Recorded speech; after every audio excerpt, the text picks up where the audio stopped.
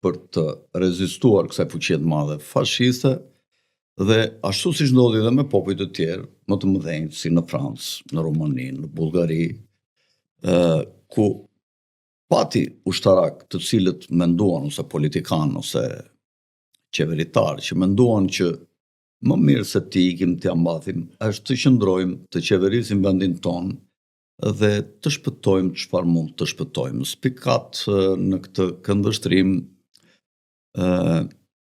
Mareshalli Pétain, generali madh i luftës së parë botërore, fitimtari i Francës, i cili ndryshe nga De Gaulli, që u largua nga Franca gjatë pushtimit gjerman, qëndroi aty.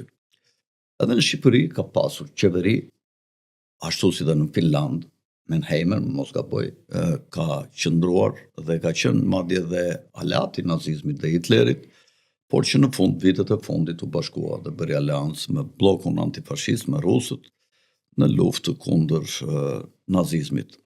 Dhe në Shqipëri ka pasur qeveri të tilla, të cilat janë quajtur kuislinge ose kolaboracioniste me pushtuesin, po që varet në çfarë kendi mund t'i shikojmë, nëse ato kanë bërë më shumë mirë apo keq, sidomos në një distancë kohore kaq të madhe, krahasuar edhe me vendet e tjera siç e përmenda, siç ka qenë Mustafa Kruja vitin 43 me italianët në agonitë të pushtetit të italianëve fashistëve në Itali dhe në Shqipëri.